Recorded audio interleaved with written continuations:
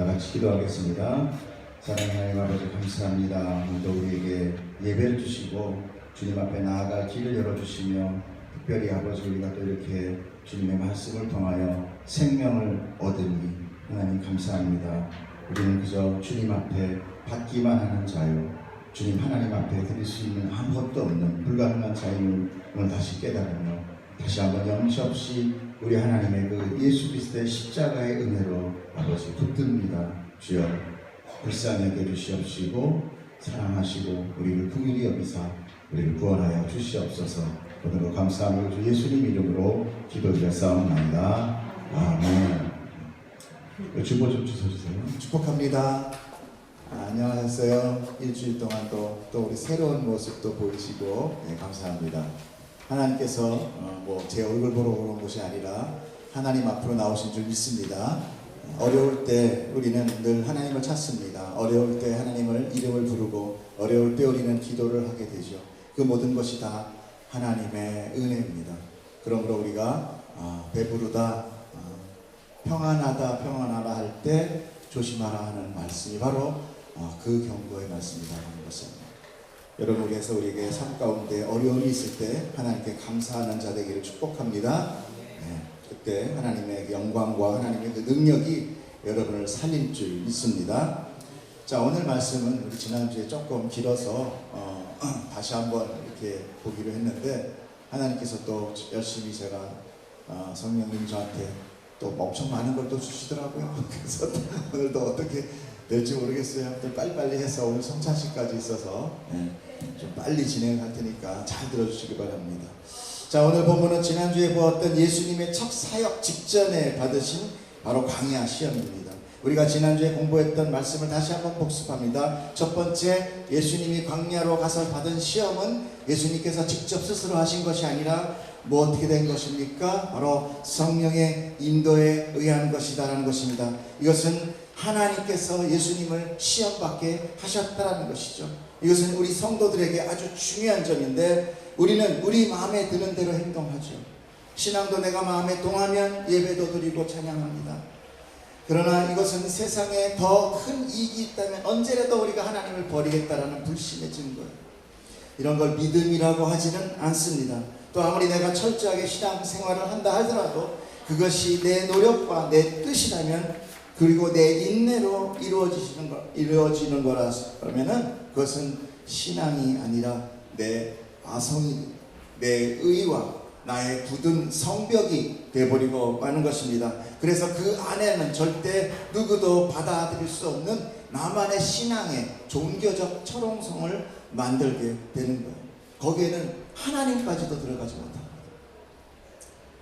그것은 바로 하나님 앞에 순종과 믿음이 아니라 나의 아집이기 때문에 그래요. 우리가 신앙생활을 통해서 이런 것을 늘 예민하게 따져봐야 돼요. 내 마음이 정말 하나님 앞에 오픈되어 있는가? 내 마음이 정말 하나님 앞에 내 열심이 아닌 하나님의 열심으로 내가 하나님 앞에 나아가고 있는가? 내가 정말 은혜 붙들고 있는가? 아니면 내 신앙 붙들고 있는가? 이걸 우리가 늘 잘 따져봐야 돼요. 그래서 사람들이 봤을 때 신앙 가운데, 교회 가운데도 부드러운 사람이 있는가 하면 굉장히 날카롭고 굉장히 단단하고 같이 섞이기 힘든 분들이 가끔 계십니다. 그게 바로 무엇입니까? 자기만의 아성이, 자기만의 그 벽이 두터운 것입니다. 내 안에 의나 내 자랑이나 나보다 못한 사람들에 대한 정죄나 비판이 나타나는 것, 이럴 때 조심해야 됩니다.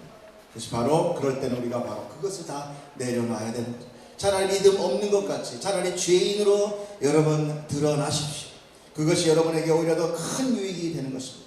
최소한 그런 사람들은 남은 정죄하지 않죠. 내가 죄인이기 때문에 정죄할 사람이 없는 거예요. 늘 자기가 부족하고 죄인이라는 인식으로 하나님 앞에 머리 숙이며 엎드리는 자가 되는 것입니다. 제가 여행 중에 경험한 건데 그 어떤 관광 가이드가 말이었어요. 그 가이드의 아버지 어머니가 모두 집사님 권사님이라고 합니다. 그런데 자기는 아직도 교회를 나가지 않는다고 그래요. 그 이유는 가이드 생활을 하면서 하루에도 70명, 한 달이면 수백 명, 1년이면 수천 명의 사람들을 만나는데 거기에는 언론인, 운동선수, 법조인, 경찰, 종교인들 다양한 사람들이요. 그 중에서 특히 종교인들이 자기의 마음을 어렵게 한다. 그 종교인들 중에는 또 기독교가 좀 더 그런데 사람들에게 실수를 하고 어떤 자기의 어떤 자기가 잘못한 것이 있어도 절대 미안해하거나 뭐 잘못했다는 얘기 안 한다. 뻔뻔하다. 자기 중심적인 사람들이 많더라. 비교적. 그래서 마음이 어렵다. 그래서 자기가 선교 교회 나가는데 잘 안 열린다. 어머니는 권사님인데 물론 그때 제가 그분에게 그런 얘기를 하고 싶었어요. 하진 않았어요. 우리가 교회 나가는 것은 사람의 선함을 보는 것이 아니라 또 목사나 그 신자들의 어떤 거룩함을 보는 게 아니라 바로 하나님을 만나고 예수님 믿으러 나가는 거라고 얘기하고 싶었지만 그러나 아직 믿지 않는 불신자들 눈에는 기독교의 생명의 진리보다는 거기에 속한 사람들의 모습 속에서 그것을 판단하게 된다는 것을 부인할 수 없었던 것입니다. 참 우리 교회가 참으로 실수한 것들이 몇 가지 있다고 보면 어쩜 그것은 한국교회가 그 실수로 인하여 부흥했고 또 그것 때문에 한국교회가 사실 욕을 먹는 것도 사실입니다. 그것은 바로 자기가 죄인이라는 사실을 잊어버립니다. 교회 나오면 나는 죄인이 아니다. 나는 예수 믿었으니까 보혈로 다 씻겼다. 이거 난 죄인이 아니다. 이게 사람들로 하여금 큰 오산을 하고 그래서 교회를 다니면은 마치 내가 무슨 큰 하나님이 된지나 또 당장 천국 가는 것 같이 착각을 해버린다는 거죠. 죄송하지만 우리는 우리의 구원의 여부, 나 구원 받았구나 아니면 구원 못 받았구나 하는 그런 구원의 여부의 판단을 스스로 할 수 없는 자입니다. 죄송하죠. 진리는 있어요. 팩트는 있어요. 그러나 그 팩트 안에 내가 정말 다 구원 받았다 끝 이렇게 내 스스로 판단할 수 없다는 거예요. 여러분 예수님이 여러분의 죄를 다 씻어주셨다고 신이 우리가 아니라 나에게 이야기 직접 들은 사람은 없다는 거예요. 물론 말씀으로 들었지만 예수님의 십자가 대속으로 인하여 인류의 죄가 사해졌습니다. 아멘. 이건 팩트 맞습니다. 그리고 우리는 그것을 믿습니다. 인간은 그러나 자기 스스로의 자신이 죄인의 자리로 내려가지 못하는 존재, 나 죄인입니다라고 고백하지 못하는 존재. 왜 그런 줄 아십니까? 우리의 죄라는 그 죄가 바로 무엇이냐? 우리의 도덕적인 죄, 아까 같이 얘기할 때 뭐 잘못했는데 잘못했다 말 안 하는 죄, 그게 아니라 하나님이 보실 때 우리에게 죄라고 얘기하는 것은 바로 교만입니다. 교만이 우리에게 죄이기 때문에. 그렇기 때문에 자기 스스로 이 교만을 깨뜨렸다면 그것은 자기의 노력으로 죄를 씻었다는 것이 되는데 만약에 그렇다면 예수님은 이 땅에 오실 필요 없었던 거죠. 왜? 사람이 스스로 자기의 교만을 깨뜨릴 수 있었으니까. 자기의 죄를 해결할 수 있었기 때문에. 그렇지 않습니다. 인간이 아닌 신 즉 하나님이 내리셔 죽어야만 되는 그 죄를 다룰 수 있는 것이라면 그것은 인간이 스스로 죄를 깨닫지도 해결하지도 못한다는 증거입니다. 그런데 교회 안에 죄인이 없다고 합니다. 모두 다 선하다고 얘기해요. 그리고 다른 사람들을 보고 불쌍해하며 도와주고 맨날 봉사하고 또 그 봉사로 인하여 찬양하며 정말 차 앞에 이렇게 떳떳하게 성경책 올리고 다닐 수 있는 거예요. 십자가 목걸이 하고 내가 하나님의 아들이라고 기도할 때 꼭 아버지로 이렇게 나타내고 할 수 있는 거예요. 자, 그러면 사람들은 그 사람들을 어떻게 판단합니까? 숭고하다, 높은 도덕심이 있다, 절제, 삼가, 거짓말도 안 하고 선한 사람들이겠구나 생각하게 되겠지요. 당연히. 왜? 사람들은 보이는 거로. 그런데 사람들을 앞에서 우리가 도덕적으로 완전하지 못한 모습을 보이기 때문에 그들의 그 기대치는 하락하게 되는 거죠. 그의 욕이, 그 정죄가 다 누구에게 돌아가요? 다 하나님께 돌아가요. 여러분, 우리가 차라리 죄인으로 드러날 때 하나님의 영광이 되는 것을 여러분 아셔야 돼요. 이 역설적인 진리를 여러분이 깨달으셔야 돼요. 여러분, 교회에는 도대체 누가 오게 됩니까? 죄 없는 사람이 오게 됩니까? 죄 있는 사람이 오게 됩니까? 마가복음 2장 17절에는 이렇게 이야기하고 있습니다. 예수께서 들으시고 그들에게 이르시되 건강한 자들에게는 의사가 쓸데없고 병든 자에게야 쓸데있느니라. 나는 의인을 부르러 온 것이 아니요 죄인을 부르러 왔노라 하시니라. 의인이 아니라 죄인을 부르러 오셨다는데 몽땅 다 자기가 의인이라면 도대체 교회는 뭐하러 오십니까? 그렇기 때문에 우리의 신자들이 바로 이런 허세와 위선적 신앙생활을 통해서 스스로 올무에 걸려 이렇게 교회를 핍박하는 빌미를 만들어주게 되는 것이다. 이것이 바로 불순종이라는 것입니다. 그렇기 때문에 하나님은 이 모든 성경의 말씀을 우리 교회에 들으라고 주신 거라는 것을 여러분 깨달아야 돼요. 저 바깥에 있는 사람들 들으라고 성경 주신 거 아닙니다. 내가 들으라고. 거기엔 수많은 많은 사람들이 한 예수님의 그 어떻게 보면 처절한 비판의 말씀들이 있어요. 나 들으라고 하는 것입니다. 그렇기 때문에 예수님께서는 너희들이 죄인이 아니라면 나와는 상관이 없는 자다라고 이야기하게 됩니다. 그리고 너희 그렇게 위선 부린다면 너는 내 자식이 아니다.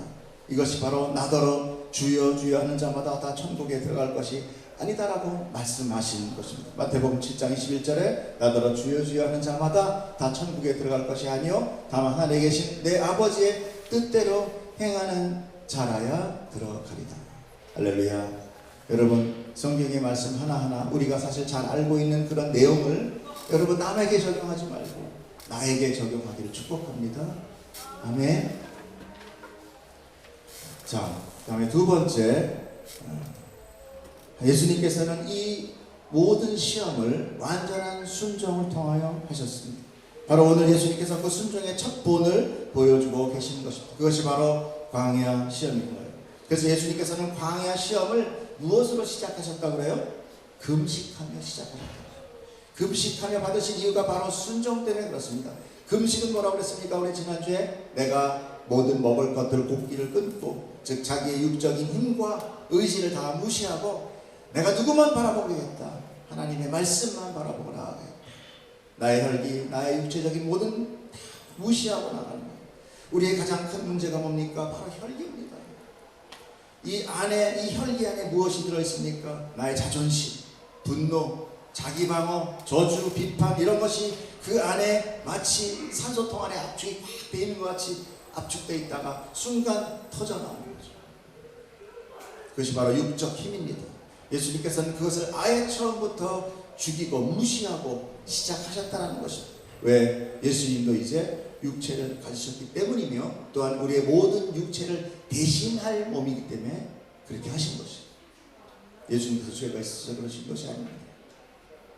자, 그러면 답이 나오죠. 우리의 신앙생활이나 우리의 성화가 어디로 가고 있는 것입니까? 바로 우리의 육적자, 바로 이 힘이 죽고 오직 하나님의 영, 성령에 의해서 마치 시체에 끌려가듯이 순수하게 끌려가는 것, 그것이 순종의 완성입니다. 그래서 신학자들은 뭐라고 했냐? 복음은 우리를 죽인다. 복음은 우리를 죽이는 거예요. 죽어야 살기 때문에 그렇습니다. 야곱이 야복강가에서 하나님의 축복을 말할 때 그리고 그와 씨름하면서 절대 지지 않았다. 인간은 자기의 복을 위하여 하나님까지도 이겨먹는 존재랍니다. 그래서 하나님도 어떻게 하십니까? 쳐버립니다. 거의 무슨 대퇴보를 부러뜨렸다, 정강이 뼈를 부러졌다. 그의 원래 원어는 뭐냐면 거기에 성기라는 뜻이에요. 죽음이에요. 사람이 어떤 잉태할 수 있는 성기가 그것이 깨지면 그 자손은 다 죽은 거거든요. 하나님께서 어떻게 축복하느냐? 죽여서 축복하더라. 왜? 살아있으면 바락바락 자기를 나타내니까. 하나님 걸 받지 않아요. 여러분, 우리는 그런 바로 존재. 그래서 성경의 말씀을 뭐라고 해야 합니까? 칼이다. 양날살 칼이다. 뼈와 골수와 육체를 흡여 파서 우리의 가족에 있는 죄의 모든 것을 다 걷어내고 우리를 순종하는 자로 만드는 다음에 하나님 나라로 데려가죠. 그때 바로 우리는 하나님께 순종할 수 있는 자가 되기 때문에 그때 바로 우리가 천국이라는 것을 받게 되는 것입니다. 하나님의 통치에 완전히 순복하며 감사하며 찬상하며 기뻐할 수 있는 존재, 그것은 우리의 혈기가 다 없어진 거예요. 바로 우리의 신앙생활은 그거 죽이다가 가는 것이 바로 신앙생활입니다. 그런데 우리가 무슨 병을 고치고 돈을 벌고 시험을 붙어서 성공하고 자식이 어떤 큰 좋은 대학에 가고 큰 대기업에 붙고 이게 세상 속에서 안 중요하다는 게 아니라 여기에는 그거 하는 것이 아니다라는 거예요. 하나님 나라 교회 안에서는 그거 하는 거 아니다. 그건 세상 신에게 부탁하면 더 잘 들어주는 거예요. 원래 그게 다 아까 뭐라고 합니까? 그거 내가 하나님으로부터 다 받은 거니까 내가 줄 수 있다. 예수님한테까지도 얘기하잖아요. 마귀가 하나님이 나한테 다 주신 거 내가 세상 권능 너한테 다 줄게. 진짜 줄 수 있다니까요. 하나님이 허락하셨어요. 이 세상은 사단 마귀가 행합니다. 그래서 다 고관백자들 잘 사는 사람들은 다 어때요? 네, 그 이유는 TV에 나오니까 제가 얘기 안 해요. 우리는 바로 이 마귀의 세상 속에서 사는 자들이에요. 그런데 불신자나 신자나 몽땅 그 마귀가 주는 거 달라고 전부 몰려가 있는 것 뿐입니다. 과연 교회 안의 성도가 거기서 자유할 수 있습니까? 자유하지 못합니다. 정말 거기에 몇몇 사람들이 자기의 불가능과 죄를 발견하고 하나님 앞에 엎드려 어찌할꼬 어찌할꼬 나 좀 살려주세요, 불쌍히 여겨주세요 라고 부르짖는 자가 나타나더라는 것이죠. 그것이 하나님의 백성입니다. 그렇기 때문에 성령이 강림하고 베드로가 성령의 충만을 받아서 바깥으로 뛰쳐나가서 수많은 사람들, 유대의 절기에 모여있던 사람들에게 예수의 복음을 전하니까 사람들의 반응이 뭐라고 나타납니까? 사도행전 2장 37절 그들이 이 말을 듣고 마음에 찔려 베드로와 다른 사도들에게 물어 이르되 형제들아 우리가 뭐라 그래요? 어찌할꼬. 여러분 할렐루야가 아닙니다. 우리가 복음을 받죠? 할렐루야 신나네 나 살았다가 아니라 어찌할꼬. 나 죽었다. 나 죽었다. 난 이제 죽었다. 왜요? 내 죄가 드러나니까. 판결이 되니까. 너 죄인 빵빵빵. 나 죽었다. 이제 어떡하나. 이 반응이 복음을 받은 참 신도의 반응. 여러분 이런 반응이 지금 있으십니까? 여러분 어찌할 거라는 고백은 자랑이 아닙니다. 당당함도 아닙니다. 두려움입니다. 여러분 예배드리고 말씀을 들으면 어떻습니까? 은혜가 되고 마음이 평안해지고 기분 뿌듯해지고 기분이 좋아지고. 여러분 그 다음의 감정이 뭐냐? 두려움이 나타납니다. 어찌 죄인이 심판의 칼날 앞에서 평안하고 뿌듯하고 기분이 좋아질 수 있어요? 그건 나 죄인 아니다라고 외치는 것과 똑같은 것입니다. 그러면 여러분이 예수님이 부르시는 사람이 아닐 수도 있어요. 예수님께서는 죄인을 부르러 오셨잖아요. 그렇기 때문에 제발 우리가 밖에 나가서 정말 조심해야 되는 것은 내가 구원받은 자라고 자랑하면 안 됩니다. 저 사람들을 구원 못 받았다고 비판하거나 정죄하면 안 됩니다. 은혜 받았다고 내가 죄사함 받았다고 그것으로 내가 자랑하면 안 됩니다. 자기의 삶이 엉터리고 죄밖에 나타나는 것이 없는데 우리가 정말 이런 것으로 인하여 예수님의 이름과 하나님의 영광을 가리면 안 됩니다. 오히려 나는 죄인입니다. 나는 더러운 죄인입니다 라고 고백할 수 있어야 되는 거죠. 그래서 예수밖에 나는 붙들 것이 없어. 그래서 나는 할 수 없이 제 교회 다닌다라고 얘기해야 돼요. 그것이 팩트입니다. 그것이 진리입니다. 여러분 여기 모두 있는 저를 포함한 모든 사람들은 저 바깥에 있는 사람보다 오히려 더 죄가 많아서 여기 있을 수도 있어요. 그게 맞아요.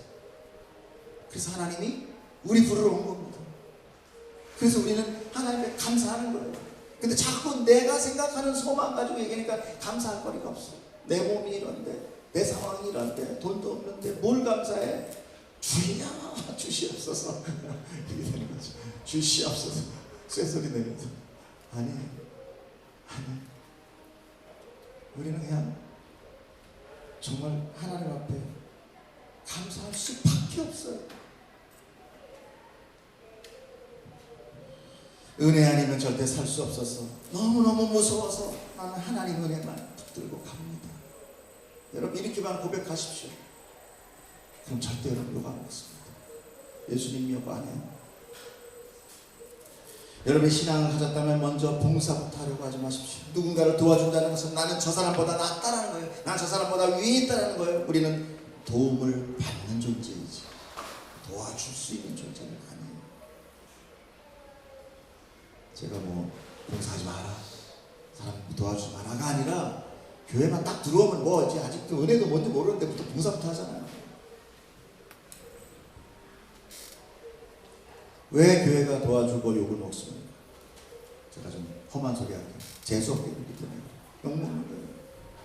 차라리 도움 주지 않았으면, 자기 죄를 드러냈으면 그들 앞에서 더 낮아졌으면 그러지 않습니다. 그러므로 여러분 도움 받으세요. 그러므로 그들이 우리를 이 정도까지 비판하지 않을 수 있을 것입니다. 물론 그것이 중요하다는 것은 아닙니다. 세상은 하나님을 비판하는 게 속성이에요. 그런데 우리는 예수님과 그 이름 때문에 비판받는 게 아니라 우리 잘못으로 비판받고 있잖아요. 분명하게 우리가 받는 핍박, 미움, 그건 다 나 때문이에요. 내 성격 때문에, 내 혈기 때문에. 착각하지 마십시오. 내가 교회 다녀서 핍박받는다 그런 소리 하지 마십시오. 정말 예수님 때 핍박받았던 거는 로마 시대 때, 초창기 때 정말 자기의 신앙을 고백하지 못, 배반하지 못한 사람들, 그런 환난 날에 나타나요. 환난 날에. 그래서 저는 북녘 땅에 있는 우리의 동포들 그 신앙, 나는 하나님이 정말 손쉽게 우리의 뜻대로 소원 성취하게 이렇게 통일시켜 주실까? 그 우리의 이 문물들 이것들이 다 글로 들어가서 다 그냥 평정하게 해주실까? 모르겠습니다.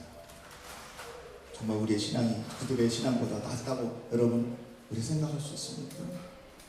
그들은 총칼 앞에서도 믿음을 지킵니다. 우리 그럴 수 있어요.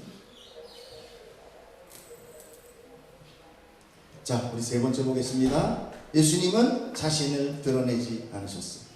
자, 동일한 의미이긴 하지만 예수님께서는 마귀의 시험을 자기의 능력이나 존재감으로 나타내지 않으셨습니다. 오히려 사단이 너가 하나님의 아들이거든 이라고 거꾸로 예수님을 하나님의 아들로 증명하고 있어요. 9절 보겠습니다. 읽어주세요. 시작. 또 읽고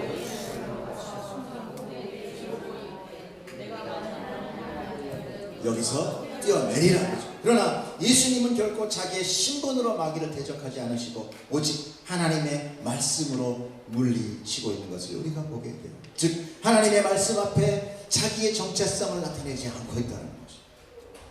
여러분 정말 예수님 믿고 살아가면서 나를 안 나타낼 수 있습니까? 그런 자 되기를 축복합니다. 그런데 우리는 우리의 이름을 높이려고 무슨 짓이든 다 합니다. 왜 그렇게 유명한 목사님 또 강사님들 그러면 이렇게 멋있는 이름들이 많은지 몰라요. 무슨 뭐 벤자민 무슨 어마어마한 이름들이 많아. 한국 사람 했는데 한국 이름이 없고 이상 들어오면 선교사 갔다 왔대. 그 선교사 갔다 왔으면 자기 이름 감춰야 되는 거 아니에요? 보통 선교사는 선교 지역은 어때요? 예수님 전하면 안 돼요. 특히 그래서 S 지역, X국 이런 나오거든요. 거기서 쓰는 이름을 그대로 나와가지고. 제가 비판하자는 건 아니지만 결국 그런 것들이 이 사람들의 마음 가운데 튀는 나를 나타내고자 하는 그런 많은 수많은 자기 의의다라는 거죠. 물론 말로는 잘할 수 있어요. 성경을 잘 풀어줄 수도 있어요. 그러나 그가 나타나는 곳에 하나님의 능력 함께하지 않습니다. 인간이 능력이 있는 곳에 하나님의 능력이 함께하지 않아요. 그래서 바울 신학이 뭐냐? 약할 때 강한 되십니다. 가난할 때 부유한 되십니다. 여러분이 지금 약하죠? 그렇기 때문에 여기 하나님의 강한 임재가 있는 것입니다. 여러분 그걸 믿으십니까? 그걸 믿으셔야 돼요. 왜 내 힘으로 자꾸만 난 할 수 없어, 난 할 수 없어, 난 이제 끝났어. 여러분 누가 그럽니까? 하나님이 안 끝났다면 안 끝난 겁니다. 하나님이 붙으면 끝까지 붙는 거예요. 여러분의 인생을 여러분이 언제 내가 이날 이때 끝에 하겠습니다, 나 이때 언제 이렇게 하겠습니다 하시면서 한 번도 맞은 적 있었어요? 없어요. 없어요. 여러분들을 불틀불로 태어나게 할 수도 있고 저런 조약돌로 태어나게 할 수도 있고 근데 사람으로 태어나게 하신 인간으로 왜 하나님과 동등한 모습으로 하나님의 형상으로 여러분이 축복을 여러분이 깨달은 축복합니다. 나보다 서서 걸으니까 저 사람은 훨씬 더 존귀한 자구나. 누가 그럽니까? 성경에 어디 그런 얘기가 써있어요? 아닙니다. 오히려 낮고 낮아 있는 내 상태, 하나님의 강한 능력의 손과 힘과 하나님의 나타내심과 하나님의 이름이 우리의 이마에 써있다는 것을 여러분 꼭 기억하셔야 돼요. 계시록에 뭐라고 써있습니까? 하나님의 백성, 하나님의 이마에 666이 아닌 그의 이름이 적혀있더라. 이게 적혀있으면 다예요. 섰냐 앉았냐, 누웠냐 어떠냐, 걸어다니냐 어떠냐, 힘세냐 안 세냐, 돈 많냐 적냐 아무 상관없습니다. 마지막 날 다 없어져. 일본의 그 큰 문명이 딱 바닷물 20m 떴다 내려가니까 어떻게 됐습니까? 완전히 초토화된 거예요. 여러분 보셨잖아요. 인간의 문명이라는 게 얼마나 나약합니까? 전기 하나 끝나는 거예요. 전기 딱 끝났다. 인터넷 뭐 아무것도 안 돼요. 먹을 거, 물 아무것도 안 됩니다. 문명이 발달하면 발달할수록 인간은 더욱더 더 약해집니다. 한 가지만 끊으면 끝나요. 여러분, 하나님의 능력을 믿으시길 축복합니다. 여러분, 강한 자입니다. 당당하십시오. 우리가 만약에 육적 아버지로부터 받은 이름 외에 다른 이름이란 예수 이름밖에 없어요. 왜냐하면 우리는 죽고 예수 안에서 흡수되어버려 소멸되었기 때문에. 그렇기 때문에 우리는 작은 예수로 사는 것입니다. 예수님이 사신 그대로. 예수님이 어떻게 사셨어요? 어떻게 하셨어요? 나는 머리 둘 곳도 없다 하셨어요. 여러분, 머리 둘 곳 있죠?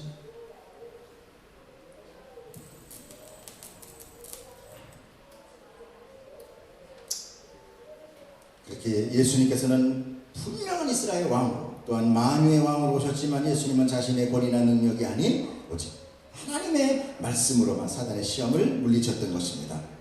그러므로 우리도 오늘 모든 억울한 분노, 아픔, 시험 다 하나님의 말씀 속에서 해결되었음을 믿으시길 축복합니다. 아멘. 자, 이제 우리 지난주에 제가 전해드리지 못한 부분을 잠깐 말씀드리고 끝나겠습니다. 9절부터 12절까지 여러분이 한번 읽어주세요. 시작.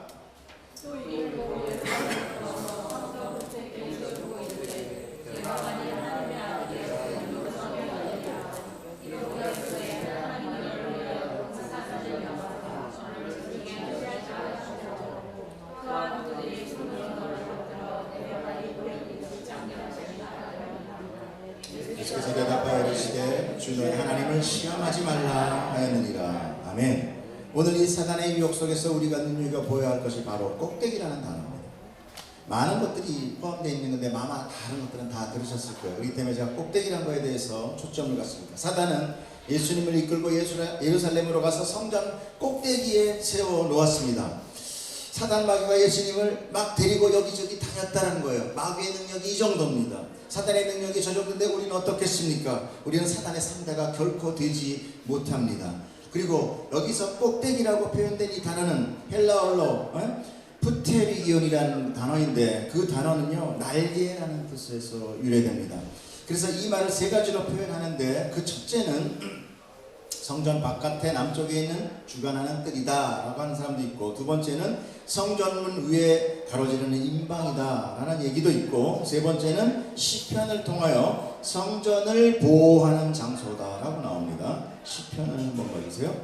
그가 너를 그의 깃으로 덮으리니 내가 그의 날개 아래 피하리로다. 그의 진실하심은 방패와 손방패가 되시느니라. 여기서 나오는 그 날개라는 것이 바로 이 꼭대기라는 단어랑 동일합니다.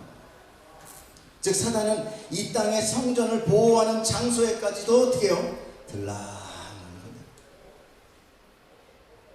여러분, 교회니까 여기는 사탄 없겠지, 여기는 거룩하겠지.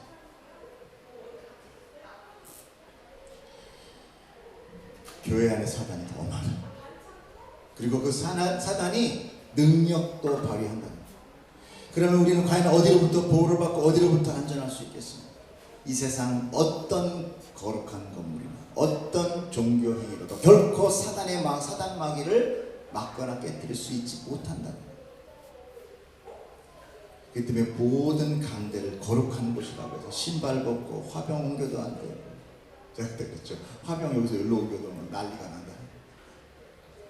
거대한 십자가 건다고 거기가 정녕 하나님의 보호를 받아 사탄 마귀가 틈타지 못하는 게 아니라, 어떤 사람들은 얘기해요. 이 강대 밑에 사단이 제일 많다. 바글바글하다. 왜 그렇겠습니까? 바로 이 강대가 하나님의 말씀이 선포되는 것이기 때문에. 그렇습니다. 마귀가 거기만 막으면, 해중은 결코 하나님의 말씀을 받을 수 없게 된 원천 봉쇄될 수 있습니다. 마귀가 우리를 유혹하는 것이 무엇입니까? 이 세상의 복이라는 만몬 아닙니까? 돈, 물질, 명예, 건강, 권력, 강대 밑에서 교회를 돈 많고 물질 풍부하고 그 명예와 권력 주면 100% 마귀 교회입니다. 뇌물 먹은 공무원은요 절대 공정하지 못해요. 마찬가지예요. 사단에게 뇌물 먹으면 그 사역자는 그냥 끝납니다. 아까 뭐라고 그랬어요? 예수님도 데리고 왔다 갔다 해요, 사단의 능력. 근데 인간? 목사? 아무것도 아닙니다. 제가 참 안타까운 거 목사 때문에 나 교회 안 간다. 뭐 안 가? 자기 생명이 달린 문제예요. 아닙니다. 여러분 하나님 보십시오.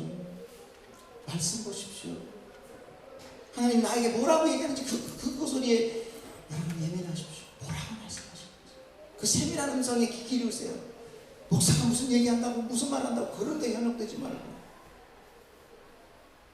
그러므로 강대에서 유명한 목사 찾지 마시고 선포되는 하나님의 말씀을 붙드셔야 되는 것이죠. 만약에 여기서 세상 얘기나 잘 사는 얘기나 하면 여러분 바로 나가셔야 돼요. 그래야 목회자가 긴장하는 거죠.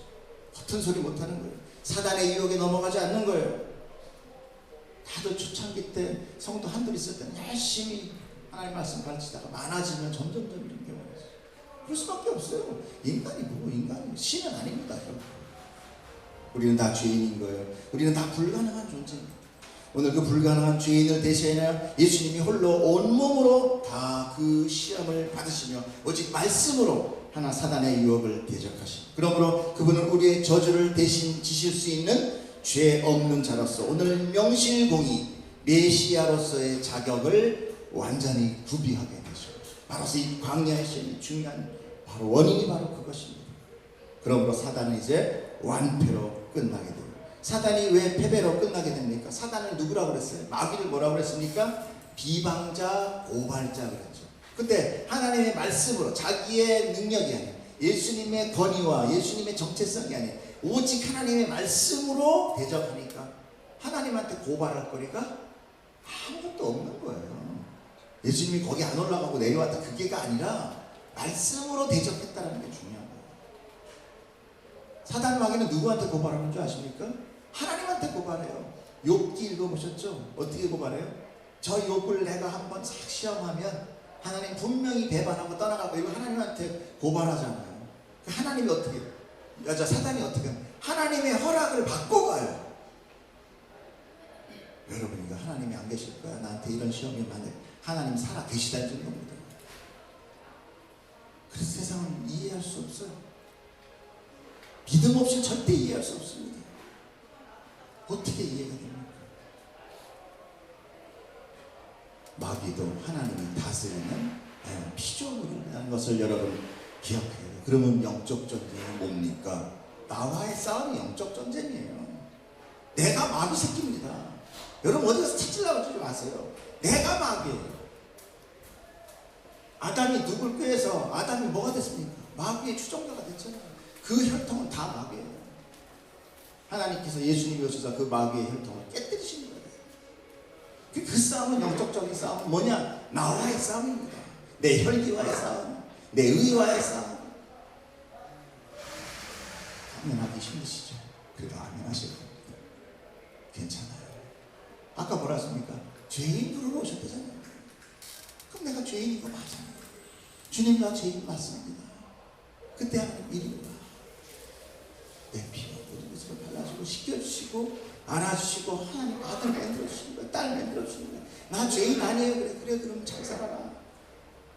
딱 두 가지 물입니다. 그러므로 나를 위한 신앙생활은 사단의 공격 목표가 됩니다. 하나님이 주체가 되는 신앙만이 여러분 승리하는 삶 될 줄 믿습니다. 아멘. 오늘 사단의 마지막 공격에 대응하는 예수님의 말씀은요, 신명기 말씀을 인용합니다. 주 너의 하나님을 시험하지 말라. 신명기 말씀 볼까요? 신명기 6장 16절 너희가 마사에서 시험한 것 같이 너희 하나님 여호와를 시험하지 말라. 도대체 하나님을 시험하는 것은 무엇인가? 여기에 나오는 마사라는 지명은 출애굽기 17장에 나타난 내용인데요. 그것은 무리바라고도 합니다. 그래서 무리바 사건이라고도 부르는데 백성들이 신광야를 떠나서 긴 여행을 하다가 르비딤이라는 곳에 장막을 치게 됩니다. 그런데 거기에 물이 없는 거예요. 광야에 목말라 죽었는데 하나님께서 여기다 쳐라 그래갖고 구름기둥 딱 멎어서 거기에다 쳤는데 아니 물이 없는 거야. 그러니까 사람들이 어떻게 돼요? 백성들이 목말라 죽으니까 모세 너 일로 와. 야 여기 지금 뭐 여기 천막 치고 여기 무덤 만들라는 거야? 물 없어지고 목말라 죽겠는데 막 그러면서 막 너네 엉터리 그러면서 막 이렇게 했단 말이야. 근데 모세는 누굽니까? 하나님을 대신하는 대언자, 선지자. 또 예수님의 역할을 하는 그런 모형적인 인물이란 말입니다. 그러니까 백성들이 모세를 대적할 시험했다는 것은 바로 백성들이 하나님을 시험합니다. 하나님 왜 나한테 물 안 줘? 이렇게 나한테. 되게 우리는 어떻습니까? 내가 원하는 것이 잘 안 됐을 때, 내 원하는 것이 들어지지 않았을 때 불행한 일이 닥치면 하나님 안 계시고, 하나님이 나한테 이랬어. 하나님 안 계시고, 자기 소원이 안 들어지면 하나님 안 계시고, 재난이나 악한 자들의 행위를 보면서 어찌 하나님이 계실까 이렇게 얘기해요. 그러나 이런 모든 것은 오히려 온 천하의 주인으로서 하나님을 부인하는 것밖에 안 돼요. 내가 믿는 신앙의 가장 기본적이고 기초적인 그 첫 번째 항목이 바로 뭡니까? 하나님은 살아계시다. 할렐루야. 여러분은 죽은 신을 믿는 자들이 아닙니다. 어제도 계시고 오늘도 계시고 내일도 계시다. 이게 얘기 뭔 줄 아십니까? 아브라함의 하나님, 이삭의 하나님, 야곱의 하나님, 이게 뭔지 아세요? 시간에 관여없이 살아계신 하나님이라는 것을 이야기해요.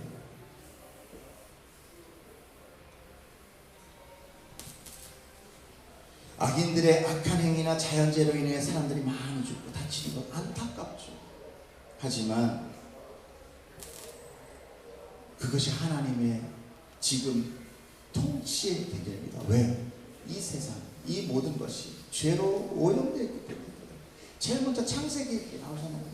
땅이 저주를 받아 너에게 엉겅퀴를 모든 창조의 질서가 깨어졌지 않습니까? 하나님은 아담을 만들고 아담은 아담의 갈비뼈에서 하와를 만들고 그리고 그 밑에 동물들이 있었는데 어떻게 죄가 이루어집니까? 동물인 뱀이 하와를 꼬시고 하와인 여자가 남자인 아담을 꼬시고 그랬더니 아담이 하나님인 자기를 만든 창조에게 당신이 만들어준 저 여자가 이거 딱 대들잖아.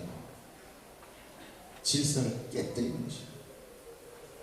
그것이 바로 죄, 교만과 질서의 깨짐.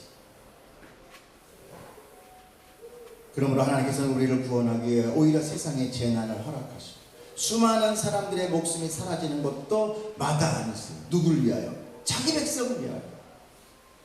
와, 잔인하네. 그럴 수 있나? 선하다네. 이게 세상의 논리예요. 여러분 출애굽기나 이런 그 가나안 정복 같은 사역을 보십시오. 하나님은 전쟁이실 것 같습니다. 어린 아이까지 다 죽이라고. 하나님은 악에 대해서만큼은 철저하게 응징하십니다. 여러분 그렇기 때문에 그걸 보면서 하나님 정말 너무하시네, 선하지 않네 이게 아니라 여러분이 살아있는 걸 감사하십시오. 이 악독의 원흉인 내가 살아있는 거에 대해서 여러분 감사하셔야 돼요. 죽어야 될 건 납니다. 저들이 아니에요. 사도 바울이 뭐라 했습니까? 내가 죄인 중에 안 읽어보셨어요? 괴수라고 했어요. 내가 괴수예요. 근데 뭐 다른 사람 죽는 거 불쌍하면서 하나님을 정죄해요. 내가 안 죽는 거에 대해서 여러분 감사하셔요.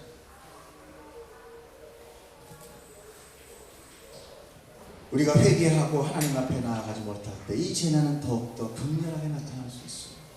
그런 거 누구 때문입니까? 하나님 안 계시고 아니라 오히려 계셔서 나에게 여기에 마음 두지 말고 저 하늘에 소망을 두라고 하시는 사인입니다. 여기는 내가 멸할 것이다. 그러니 내 선악 구조로 하나님을 대적하지 마십시오. 바로 이것이 하나님을 시험하는 것이다. 내 선악 구조로 악하네, 하나님 잔인하네, 이럴 수 있나? 하나님 창조주라며, 선하다며, 요 나의 선악 구조로 하나님을 비판하는 거야. 하나님을 정죄하는 거야. 이게 시험. 우리 보고 여기서 편안하게 살라고 그늘 천막 치는데 물 없네, 나쁘네, 하나님 나쁘네. 나의 선악 구조로 하는 거야. 오늘 내가 여기서 물 없어 죽는 한이 있어도 하나님 나에게 은혜 주신 거야. 이런 독단이 어디서 맞아요. 하나님의 나라는 민주주의의 나라가 아닙니다. 여러분 정확하게 하십시오. 하나님의 나라는 왕권주의, 하나님의 주권으로 움직이시는 것입니다. 그 주권에 내가 싫어하면 거기가 지옥되는 거고, 그 주권에 내가 기뻐하면 거기가 천국되는 거고. 여러분 그것을 여러분 믿으시기를 축복합니다. 오늘 예수 그리스도의 이 광야 시험이 나의 모든 것들 하나하나를 다 하나님 예수님이 대신 처리를 해줬기 때문에 내가 죄인이지만 아직도 오늘 내가 왜 살아서 주님 앞에 이렇게 예배하는 자로 살아있게 되는 것을 여러분 기뻐하는 자 되길 축복합니다. 기도하겠습니다. 사랑의 하나님 아버지 감사합니다. 오늘도 아버지 우리에게 마음을 깨뜨시고 우리 안에 죄를 드러내셔서 우리를 정죄하시고자 합니다. 부르셔서 당신의 자녀 만드시니 감사합니다. 이 말씀을 받을 자, 귀 있는 자, 열린 자, 눈 뜬 자 보고 듣게 하여 주시옵소서. 감사합니다. 예수님 이름으로 기도드렸사옵나이다. 아멘.